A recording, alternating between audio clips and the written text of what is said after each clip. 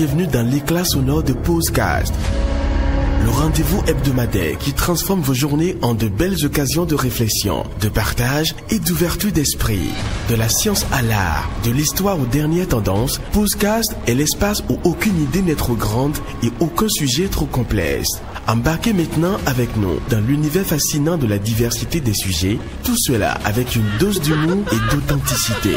Écoutez, likez et partagez pour élargir notre communauté de penseurs audacieux. Posecast. Posecast, c'est tout de suite. Bienvenue sur Posecast, un espace où nous brisons les tabous. Et aujourd'hui, nous parlons de santé mentale et plus précisément de la dépression. La dépression qui est une réalité qui touche de nombreuses personnes à travers le monde et les jeunes africains ne font pas exception. Pourtant, dans de nombreuses communautés africaines, elle est souvent mal comprise, minimisée ou ignorée, ce qui peut entraîner une stigmatisation et un isolement encore plus grand pour ceux qui en souffrent. Vous connaissez déjà l'équipe, Marilyn, Sam et Kevin. Bonjour les gars. Bonjour à tous, bonjour Dorcas. Bonjour Dorcas. Bonjour Sam et Marilyn. Ça va Kevin? Ouais. Depuis la dernière fois. Depuis la dernière fois, ouais, ça va. Super. Alors aujourd'hui, j'aimerais vraiment qu'on ouvre un dialogue honnête et authentique sur la dépression. Est-ce que vous savez ce que c'est? Est-ce que vous l'avez vécu ou vous connaissez des gens qui en souffrent ou qui en ont souffert? Déjà, la dépression, c'est un sujet qui est quand même sensible. Et bon, personnellement, je l'ai un peu banalisé jusqu'au jour où des proches à moi en ont souffert.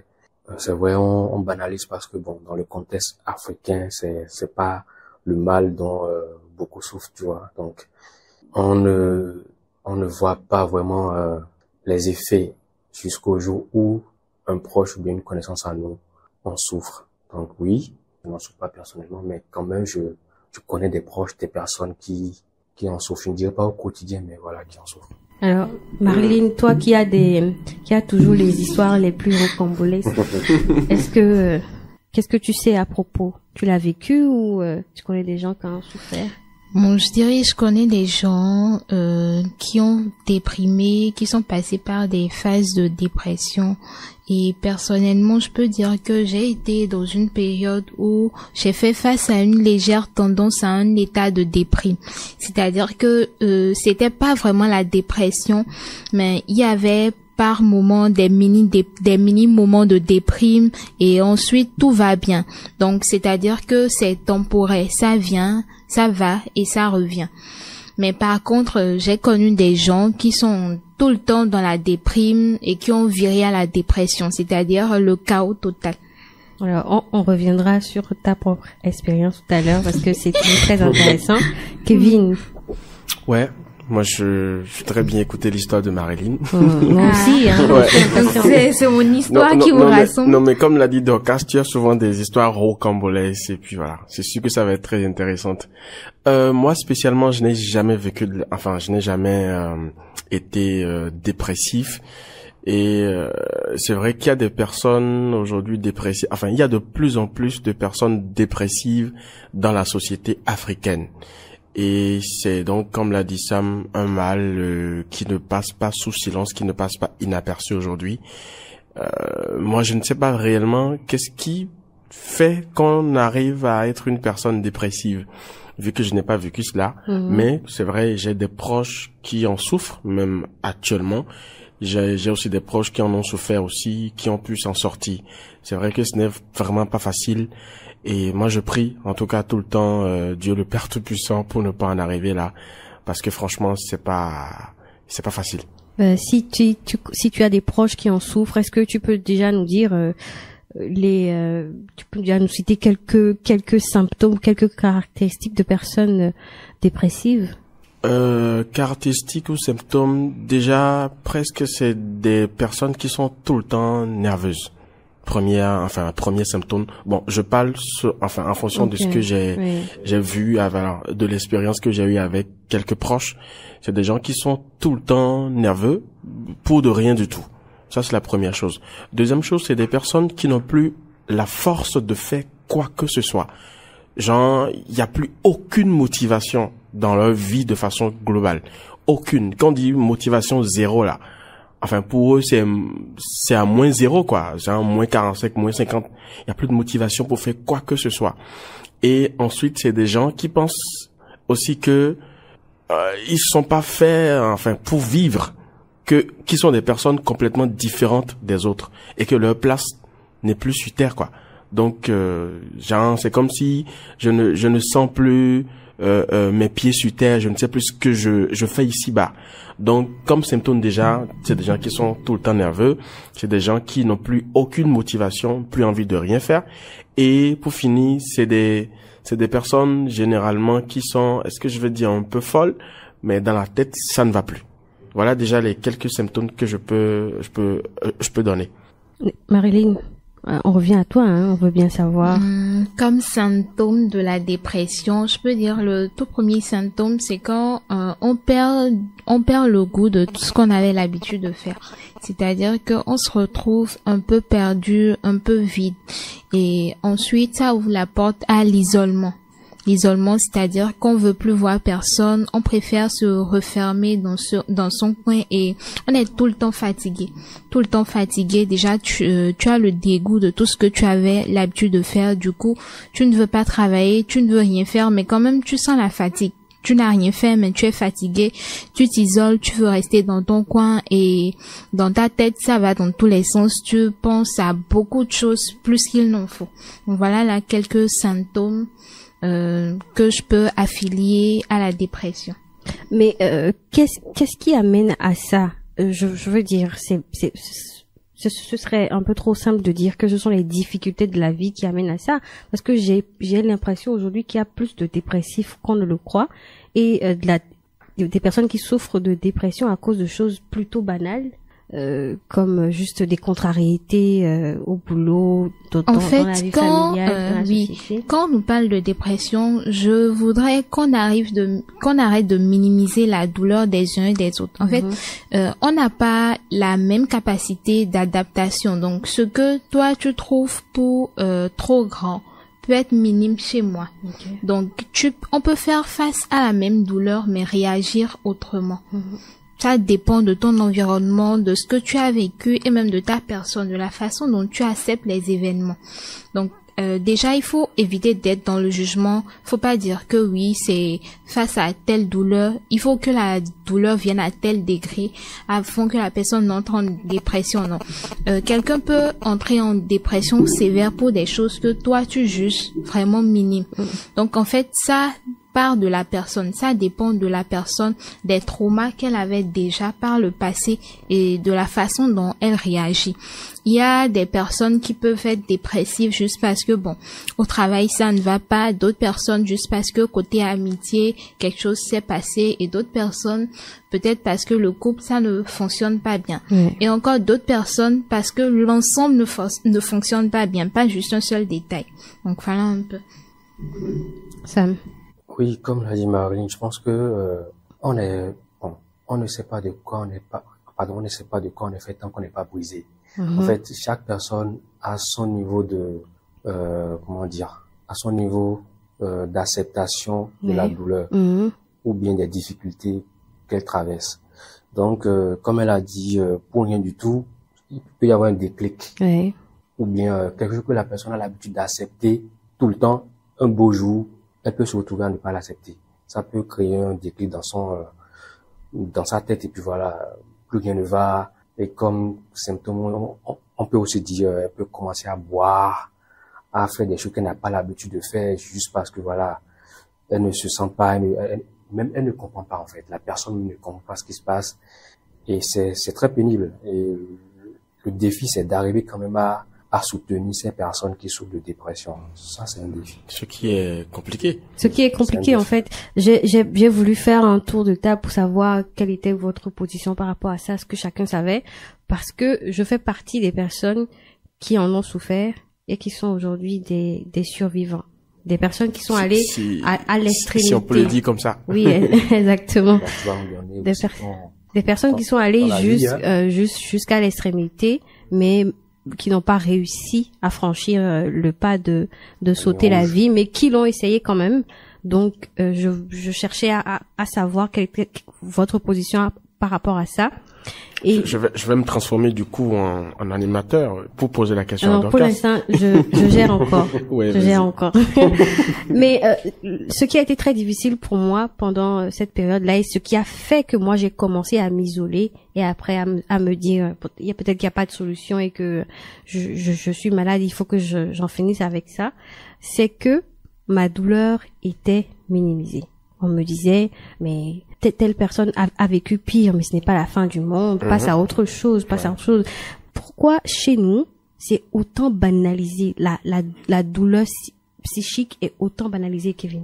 Oui, je pense que pour répondre à cette question, on va repartir un peu dans les temps anciens pour voir est-ce que nos grands-parents avaient de ces douleurs-là. Je ne pense pas que, enfin, nos aïeux ou nos parents, bon, pas nos parents directs, hein, je veux dire les grands-parents. Je ne pense pas que ils faisaient de ces situations des problèmes. Déjà que ça ne venait pas fréquemment. Je sais pas comment, quel était leur mode de vie et ce qui a fait que ils n'ont pas réellement connu ces facteurs-là. Et de plus en plus aujourd'hui, on en a dans la jeune génération. Je pense plutôt qu'ils n'avaient pas l'opportunité de le dire. Mais Sinon, ces choses-là, ils vivaient ça. Ils vivaient forcément. C'est surtout, je pense que personne n'en parlait. Personne ne le disait. Personne ne mettait des mots dessus. Ou on appelait ça juste peut-être de la tristesse ou un problème. Je suis peut-être d'accord.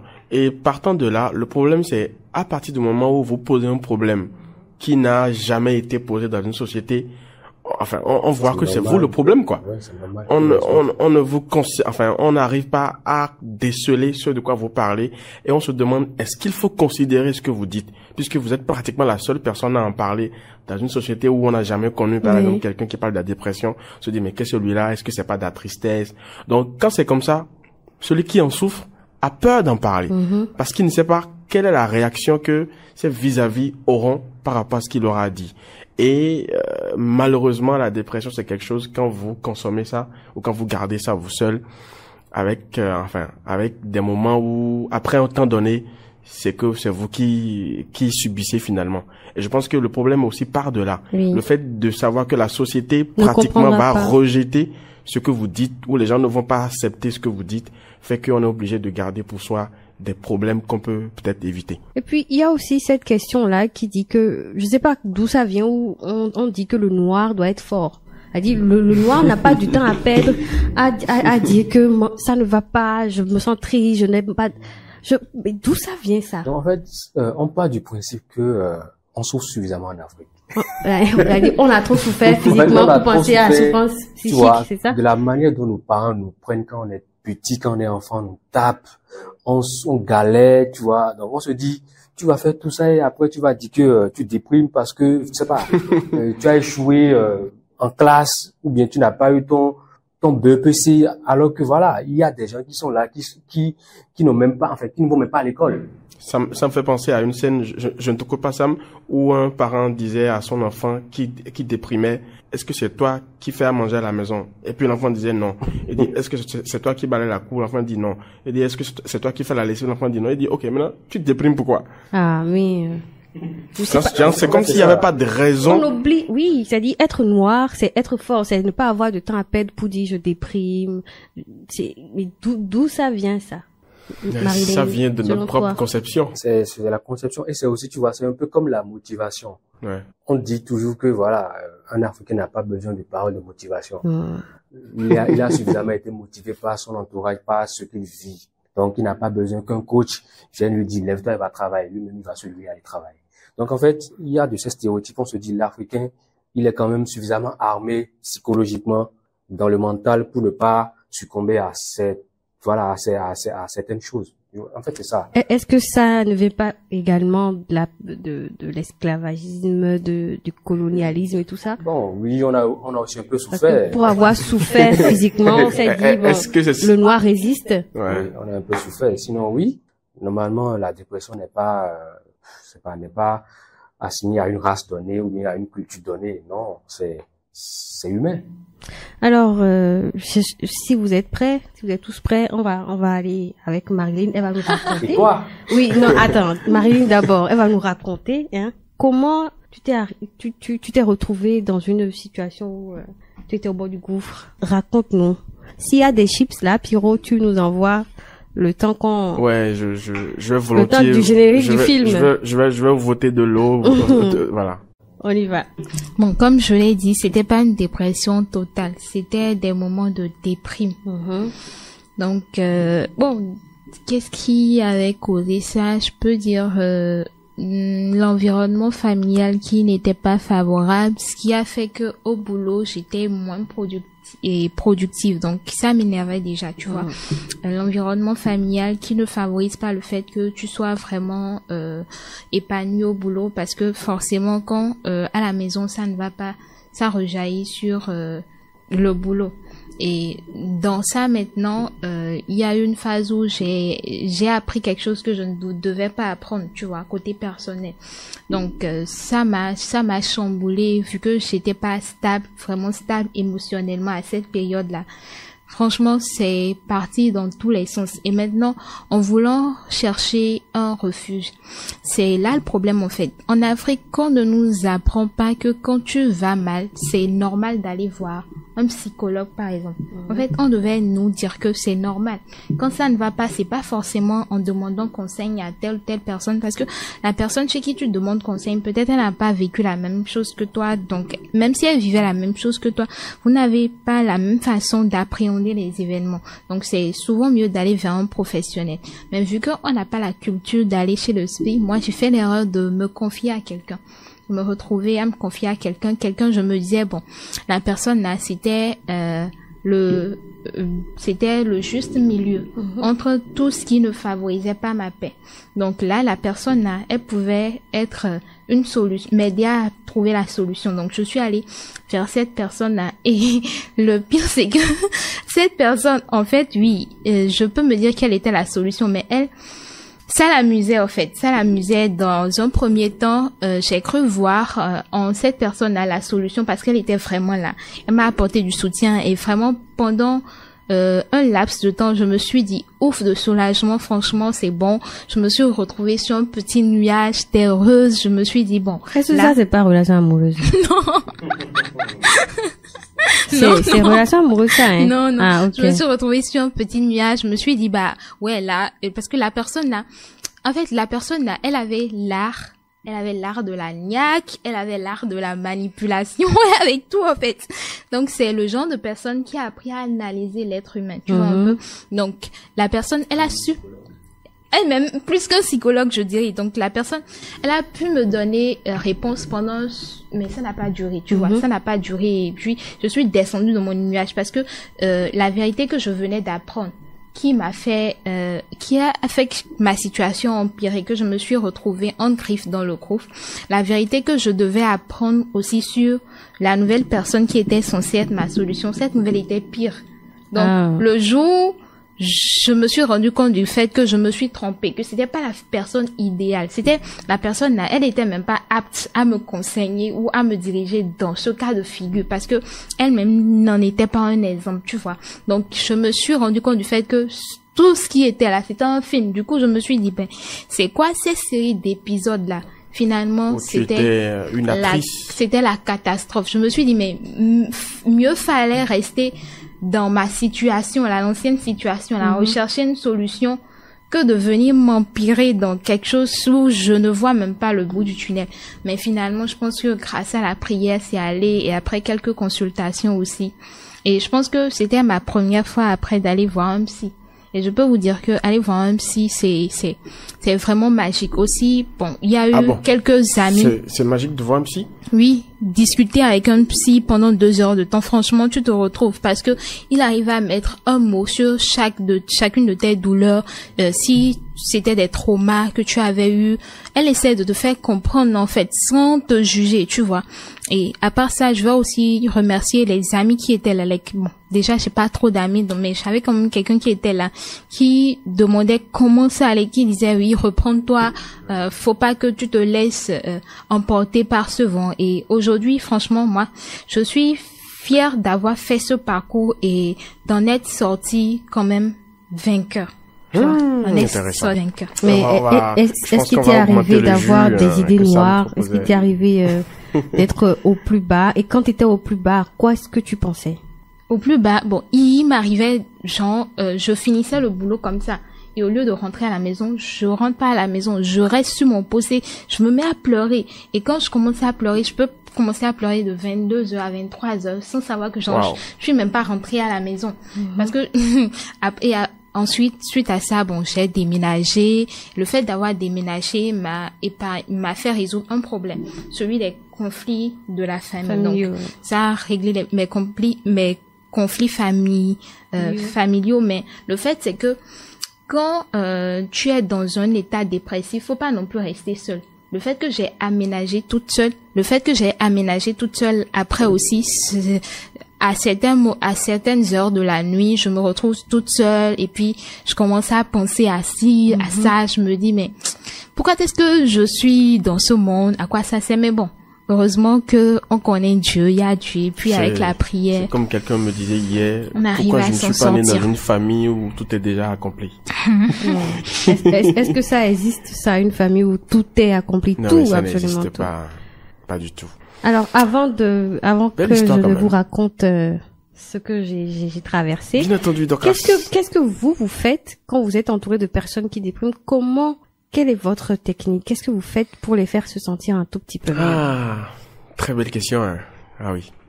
Bon, il faut dire, moi, à la base, je suis quelqu'un, j'ai un peu le flair de décerner certaines choses en des personnes. Et si tu commences à me parler de ta situation, je peux rapidement détecter où est le problème. Et je peux te dire exactement ce que tu veux entendre, mais sans pour autant te juger. Ou te dire ce qu'il faut faire. Généralement, déjà, moi, je rassure la personne qu'elle peut me parler. Parce qu'il y a ça. Vous savez, tu peux avoir un problème et avoir des amis. Mais c'est pas pour autant que tu vas tout de suite commencer à leur parler. Il faut que tu sentes que tu as quelqu'un, enfin, de confiance un peu en face, à qui tu peux parler, à qui tu peux dire tes problèmes. Et quand ton vis-à-vis ne te rassure pas, c'est un problème. Donc moi, j'essaye déjà de rassurer la personne que voilà, tu peux avoir confiance en moi, on peut discuter, tu peux t'ouvrir. Et après ça, maintenant, il faut savoir écouter. Et ça, franchement, c'est pas donné à tout le monde. Savoir écouter sans juger.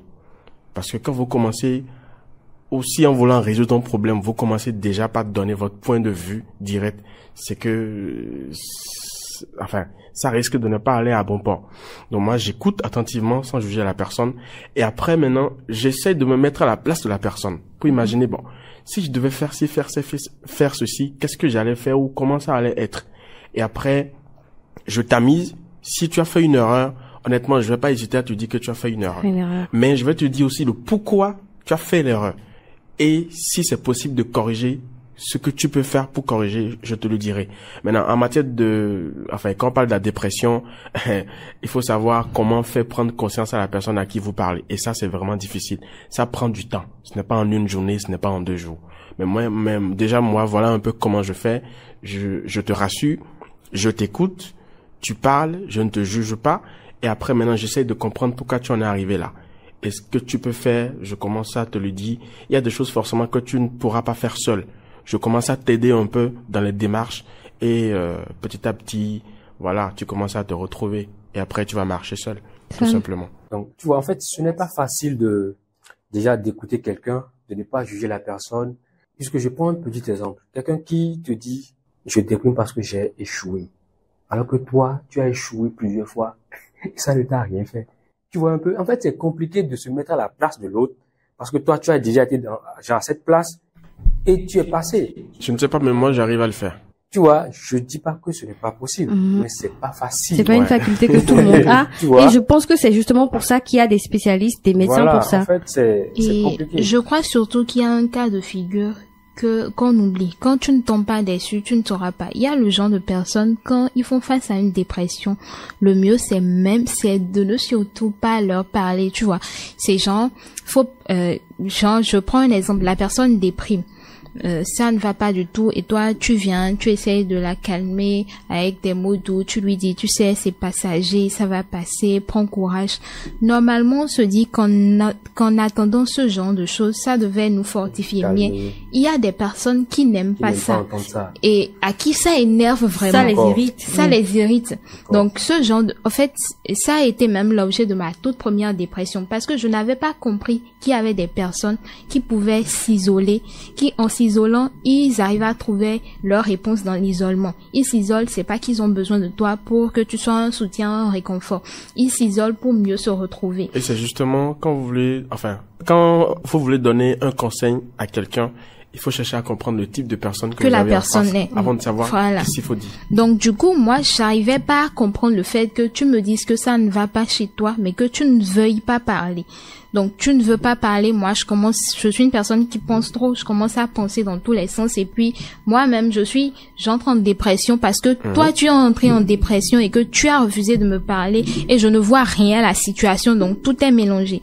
Donc du coup, il faut toujours analyser le type de personne qu'on a en face. Est-ce que la personne là, si je viens vers elle et que je commence à lui dire des mots doux, est-ce que c'est de ça qu'elle a besoin? Moi, après, quand tout s'est réglé, que j'ai vraiment demandé une discussion, la personne m'a dit, mais non, en fait, j'avais juste besoin que tu gardes ton calme pour qu'on puisse régler la situation. Parce que même si je t'explique ce qui me rend dépressive et tout, je sais que la solution ne vient pas de toi. Si c'est que je suis dépressive parce que j'ai besoin de 100 millions pour gérer ce projet, tu n'as pas les 100 millions là à me donner. Donc je pense que si tu viens vers moi et que tu commences à t'apitoyer avec moi, ça va plus m'énerver. Donc c'est pourquoi moi je préfère me ressourcer dans mon coin. Donc toujours évaluer, examiner le type de personne à qui on fait face pour ne pas vite aller en besogne. Et il y a aussi des gens qui, au lieu de leur demander de se calmer, que ça va passer, ils ont besoin que tu leur dises, lève-toi, va travailler, la vie est trop courte, lève-toi et va travailler. En fait, il y a c'est vrai. De personnes. C'est vrai. Mais moi, je voudrais quand même que ceux qui sont dépressifs et qui nous écoutent prient beaucoup, parce que la prière, ça permet de se calmer. Justement, j'allais poser la question à Marilyn. C'est quoi le rôle de la prière dans la dépression quand il faut voir un psychologue? Non, bon, la Parce que prière, j'ai l'impression qu'il n'y a pas de corrélation. Déjà, quand tu es une personne qui a une relation, tu crois en quelque chose. Moi, je crois en un Dieu. Je crois en un Dieu, et ce Dieu-là, j'aime l'appeler mon meilleur ami, tu vois. Donc, je sais qu'il y a aucun homme sur terre qui pourra comprendre mes émotions, mais je sais qu'il y a un être surnaturel qui me comprend mieux. Donc, juste le fait de m'agenouiller, de commencer à parler comme si je parlais à un meilleur ami, quelqu'un qui ne saura pas me juger, lui dire que je fais face à ci ou ça, aide-moi à trouver une solution, et de croire en ce que cette personne-là, cette force suprême-là est capable de me donner une solution. Bon, ça c'est vrai que ça rentre beaucoup plus dans la religion, parce que moi j'y ai cru. Je peux dire que la solution est venue à moi.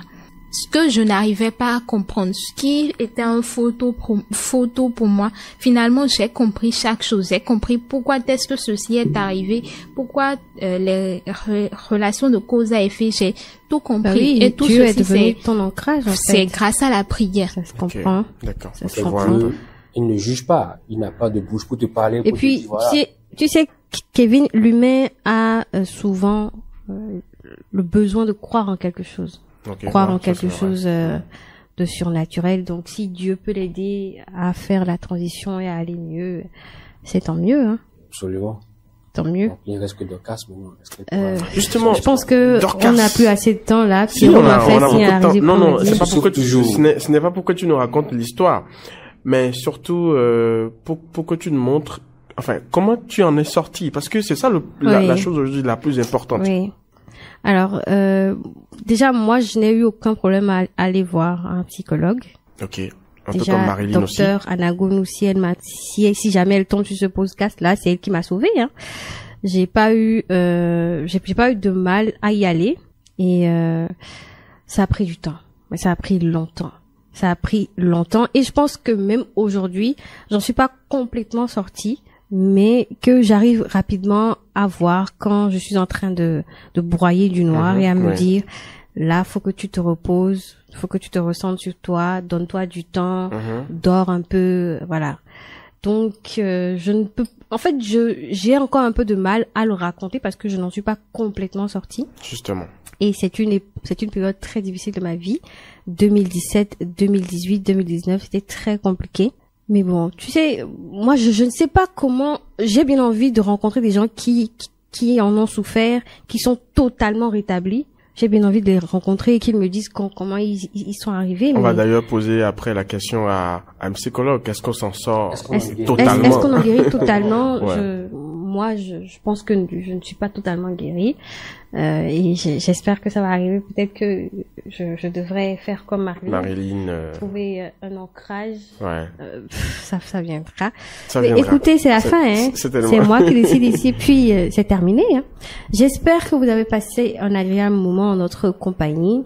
Le sujet d'aujourd'hui n'était pas très drôle. Est-ce qu'on pourra peut-être pas passer un petit message à ceux qui sont dans le oui, cas actuellement? si vous sombrez, si vous broyez du noir, vous perdez goût à la vie, dites-vous que d'abord c'est tout à fait normal, hein. On ne va pas vous juger pour ça, c'est normal d'avoir mal, c'est normal de souffrir quand on fait face à des situations difficiles. Vous pouvez avoir de l'aide, vous pouvez en parler autour de vous. N'hésitez pas à aller voir des médecins, ils sont là pour ça. Les psychologues sont là. Il y a des gens formés pour vous écouter, pour vous accompagner et qui ne vont pas vous juger. Et oubliez cette histoire de l'Africain ne souffre pas de dépression. L'Africain en souffre et l'Africain peut s'en sortir. Moi, j'ai rien d'autre à dire, hein.